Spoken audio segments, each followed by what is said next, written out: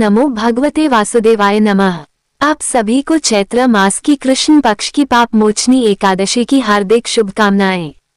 भगवान श्री हरि विष्णु और मां लक्ष्मी की कृपा सदैव आप और आपके समस्त परिवार पर बनी रहे, जिनकी आकृति स्वरूप अतिशय शांत है, जो जगत के आधार व देवताओं के भी ईश्वर हैं, जो शेषनाग की शैया पर विश्राम किए हुए हैं, जिनके नाभि में कमल है और जिनका वर्ण श्याम रंग का है, जिनके अतिशय सुंदर रूप का योगी जन ध्यान करते हैं, जो गगन के समान सभी जगहों पर छाए हुए हैं, जो जन्म मरण के भय का नाश करने वाले हैं, जो संपूर्ण लोकों के स्वामी हैं, जिनकी भक्त जन वंदना करते हैं, ऐसे लक्ष्मीपति कमल नेत्र भगवान विष्णु को अनेकों प्रकार से विनती करके मैं प्रणाम करता हूँ।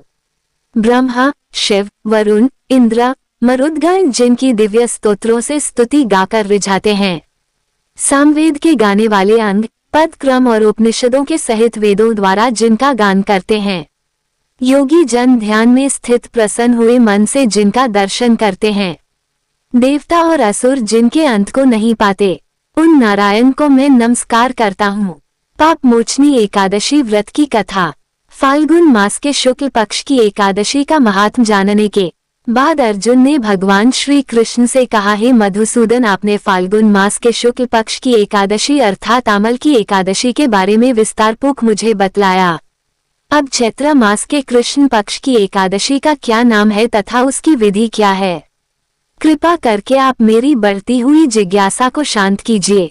भगवान श्री कृष्ण ने कहा, हे अर्जुन, चैत्र मास के कृष्ण पक्ष की एकादशी को पापमोचनी एकादशी के नाम से जाना जाता है। एक बार की बात है, पृथ्वीपति राजा मांधाता ने लोमस ऋषि से यही प्रश्न किया था जो तुमने मुझसे किया है। अतः जो कुछ भी ऋषि लोमस ने राजा मांधाता को बतलाया वही मैं तुमसे कह रहा हूँ।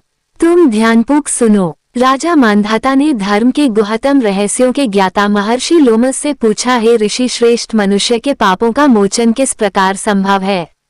कृपा कर कोई ऐसा सरल उपाय बताएं जिससे सभी को सहज ही पापों से छुटकारा मिल जाए। तब महर्षि लोमस ने कहा, हे नपति, चैत्र मास के कृष्ण पक्ष की एकादशी का नाम पापमोचनी एकादशी है। उसके व्रत के प्रभाव से मनुष्यों के अनेकों पाप नष्ट हो जाते हैं। मैं तुम्हें इस व्रत की कथा सुनाता हूँ, तुम ध्यानपूर्वक श्रवण करो। प्राचीन समय की बात है, चैत्रार्थ नामक एक वन था। उसमें अप्सराएं किन्नरों के साथ विहार किया करती थी। वहाँ सदैव बसंत का मौसम रहा करता था, अर्थात उस जगह सदा नाना प्रकार के पुष्प खिले रहते थे। कभी गंधर्व कन्याएं विहार करती थी तो कभी देवेंद्र अन्य देवताओं के साथ क्रीड़ा किया करते थे। उसी वन में मेधावी नाम के एक ऋषि भी तपस्या में लीन रहते थे। मेधावी ऋषि भगवान शिव के भक्त थे। एक दिन मंजू घोषा नामक एक अप्सरा ने उनको मोहित कर उनकी निकटता का लाभ उठाने की चेष्टा की और इसके लिए वो कुछ दूरी पर बैठकर वीणा बजाकर मधुर स्वर में गाने लगी। उसी समय शिव भक्त महर्षि मेधावी को कामदेव भी जीतने का प्रयास करने लगे।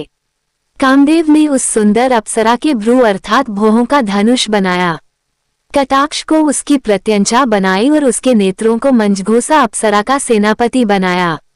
इस तरह कामदेव अपने शत्रु भक्त को जीतने को तैयार हुआ। उस समय महर्षि मेधावी भी युवावस्था में थे और काफी हृष्ट-पुष्ट थे। उन्होंने यज्ञोपवीत तथा दंड धारण कर रखा था और वे दूसरे कामदेव के समान प्रतीत हो रहे थे। उस मुनि को देखकर कामदेव के वश में हुई मंजू घोषा ने धीरे धीरे मधुर वाणी से वीणा पर गायन शुरू किया तो महर्षि मेधावी भी मंजू घोष के मधुर गाने पर तथा उसके सौंदर्य पर मोहित हो गए।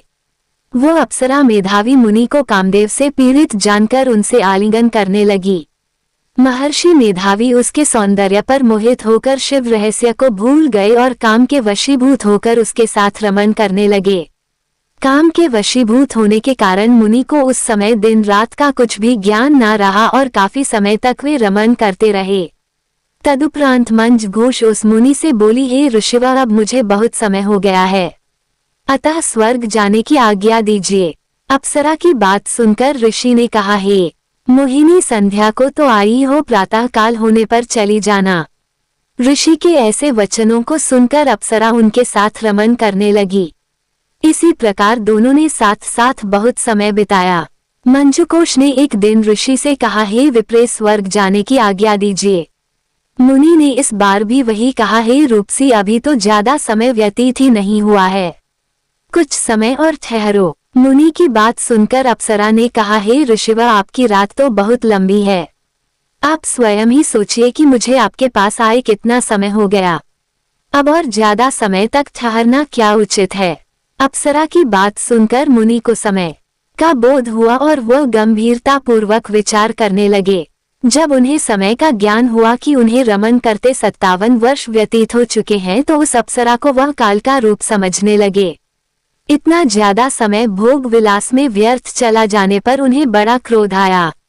अब वो भयंकर क्रोध में जलते हुए उस तप नाश करने वाली अप्सरा की तरफ भ्रिकुटी तान कर देखने लगे। क्रोध से उनके अधर कांपने लगे और इंद्रियां बेकाबू होने लगी। क्रोध से थरथराते स्वर में मुनि ने उस अप्सरा से कहा, मेरे तप को नष्ट करने वाली दुष्टा, तू महापापिन और बहुत ही दुराचारणी है, तुझ पर धिक्कार है, अब तू मेरे श्राप से पिशाचिनी बन जा। मुनि के क्रोध युक्त श्राप से वह अप्सरा पिशाचिनी बन गई। ये देख वो व्यथित होकर बोली, हे ऋषिवर, अब मुझ पर क्रोध त्याग करके प्रसन्न हुए और कृपा करके बताइए कि इस श्राप का निवारण किस प्रकार होगा।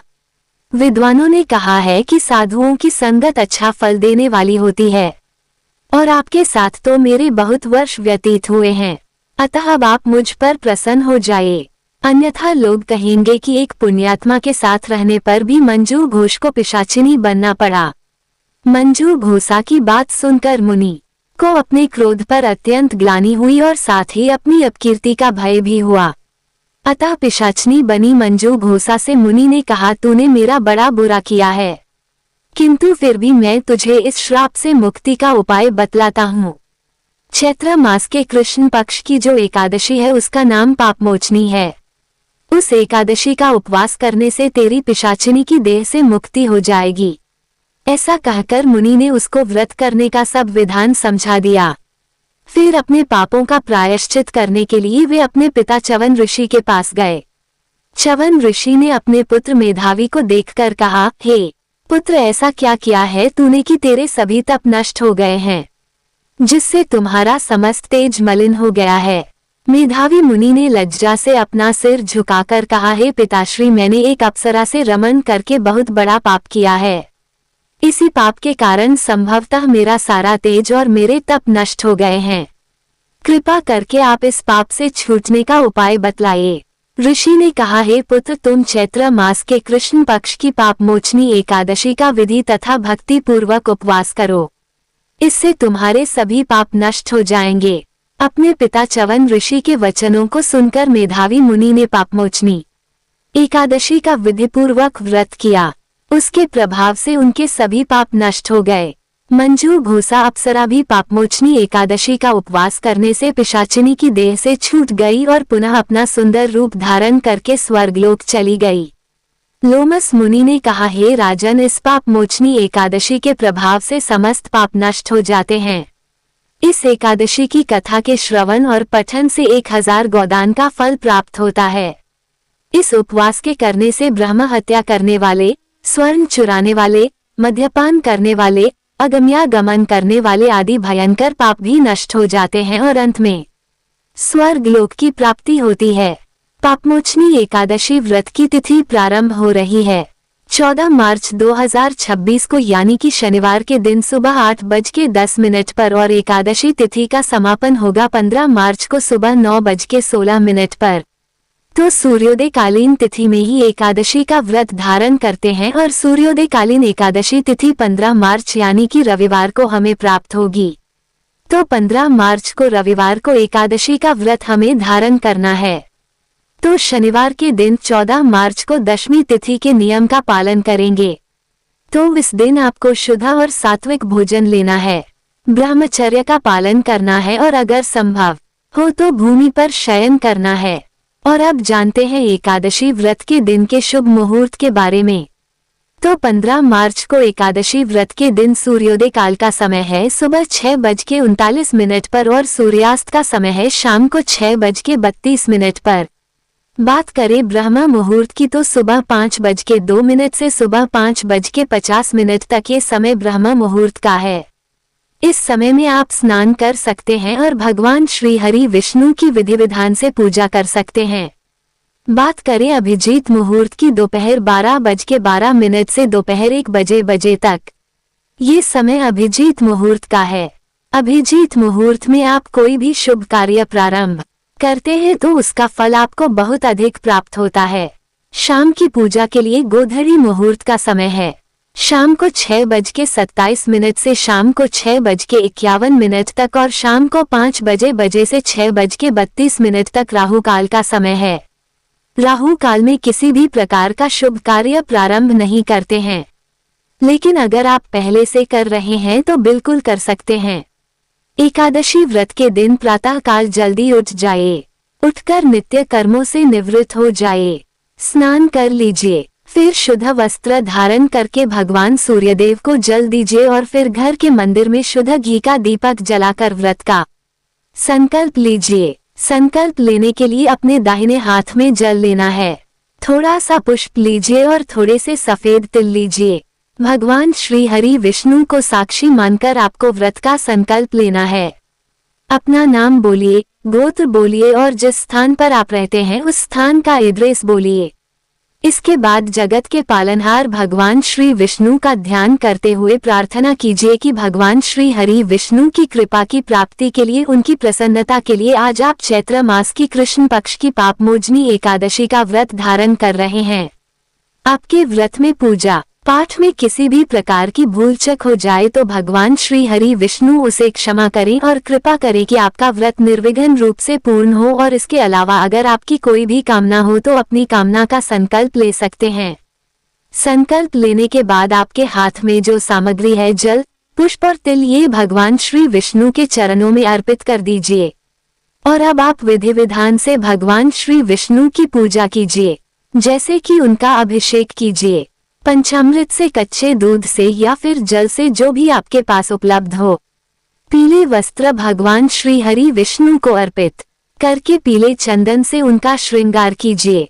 पुष्प अर्पित कीजिए, पीले या फिर लाल, जो भी आपके पास उपलब्ध हो। भगवान श्री हरि विष्णु को पीले पुष्प बहुत प्रिय हैं और भगवान श्री विष्णु को पीले पुष्पों की माला अर्पित करने से जीवन में शुभता आती है। किसी भी प्रकार के मांगलिक कार्य अगर आपके रुके हुए हैं तो आपको पीले पुष्पों की माला भगवान श्री हरि विष्णु को अवश्य अर्पित करनी चाहिए। एकादशी व्रत हम करते हैं तो तुलसी के पत्तों की माला भगवान श्री हरि विष्णु को अवश्य अर्पित करें। इतने पत्ते ना हो आपके पास कि आप माला बना पाए तो ऐसे में 5 पत्तों पर मतलब 5 तुलसी के पत्ते लीजिए। सब पर आपको चंदन से तिलक करना है, पीले चंदन से, और ओम नमो भगवते वासुदेवाय इस प्रकार का मंत्र जप करते हुए भगवान श्री हरि विष्णु को एक एक करके पत्र अर्पित कीजिए। निश्चित ही भगवान श्री हरि विष्णु की असीम कृपा आपको प्राप्त होती है और जो भी आपकी कामना होती है भगवान श्री हरि विष्णु उसे पूर्ण करते हैं। भगवान को अपनी इच्छा के अनुसार, सामर्थ्य के अनुसार भोग अर्पित कीजिए।